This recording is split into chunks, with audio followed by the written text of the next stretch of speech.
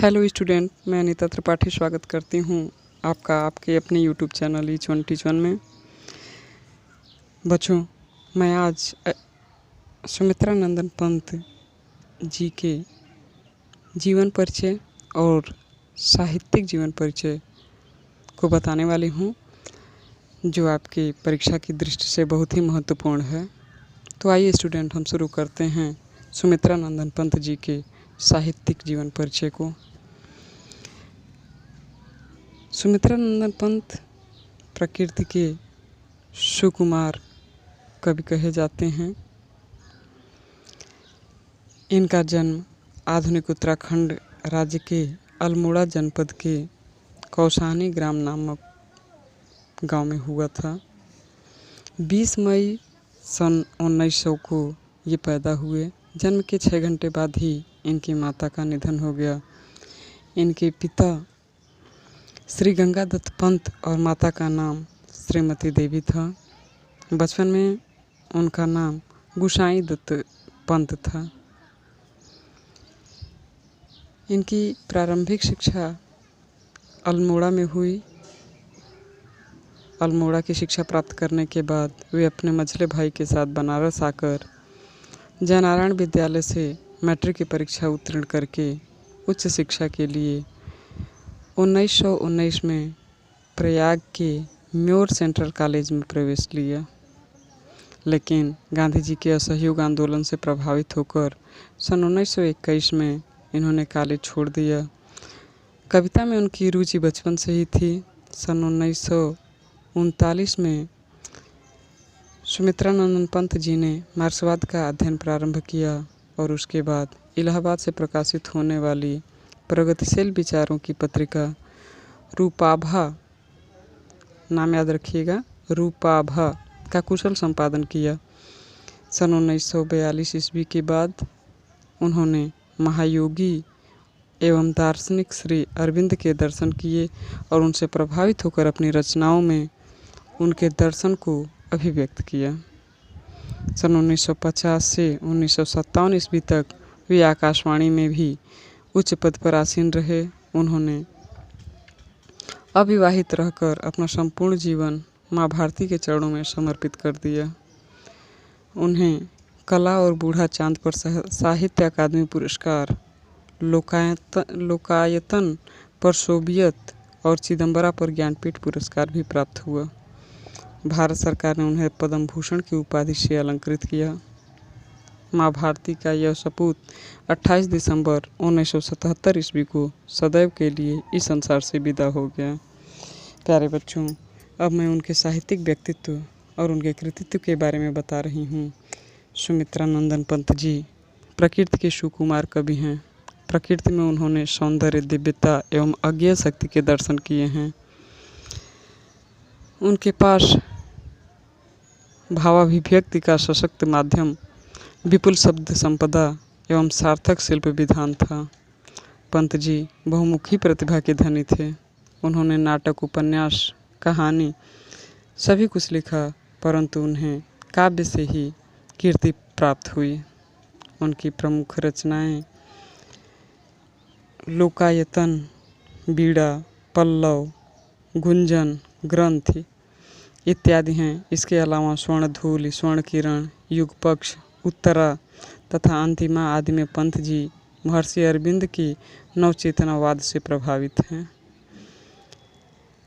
युगांत, युगवाणी और ग्राम्या में कवि समाजवाद और भौतिक दर्शन की ओर उन्मुख हुए हैं। इन रचनाओं में कवि ने दीनहीन और शोषित वर्ग को अपने काव्य का आधार बनाया है। पंत जी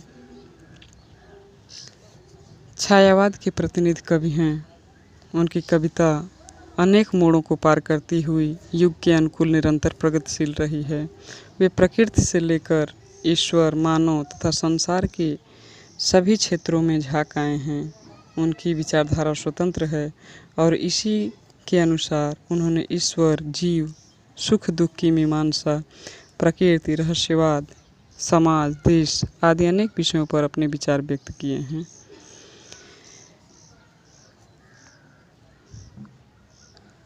प्यारे बच्चों, सुमित्रा नंदन पंत जी के काव्य में मानवीकरण तथा उपमा अलंकार प्रमुखतः देखने को पाए जाते हैं। मानवीकरण और उपमा अलंकार का उदाहरण उन्होंने अपने अधिकांश काव्यों में किया है। प्रकृति से सुमित्रा नंदन पंत जी का काफ़ी लगाव रहा है। प्रकृति पंत जी को किसी अदृश्य शक्ति का आभास कराती है। उसे जानने की जिज्ञासा ही उन्हें रहस्यवादी बना देती है। वे प्रकृति के वैभव को देखकर आश्चर्यचकित हो जाते हैं। ऐसी अवस्था में वे स्वभावतः ही प्रकृति के पीछे एक सर्वमान्य सत्ता की कल्पना कर लेते हैं।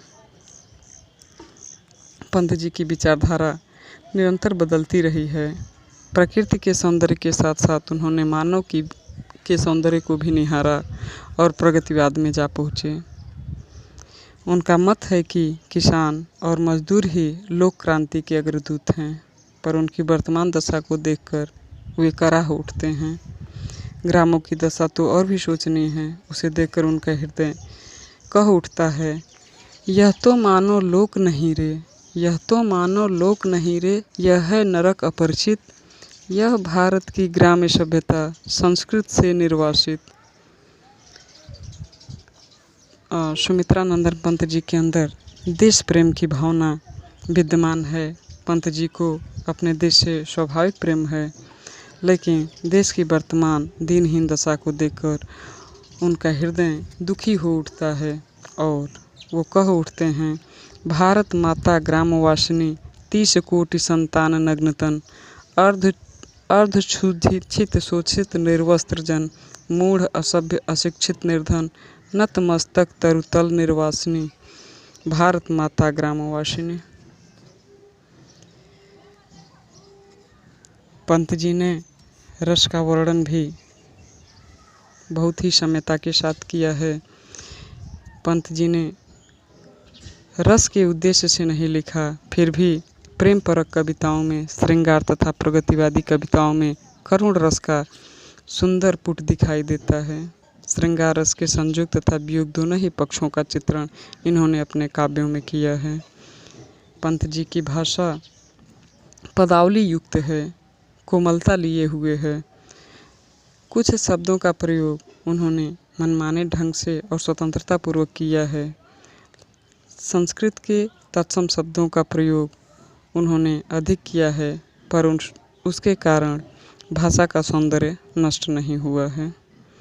उनके काव्य में मधुरता और गंभीरता दोनों प्रकार की भाषा के दर्शन होते हैं।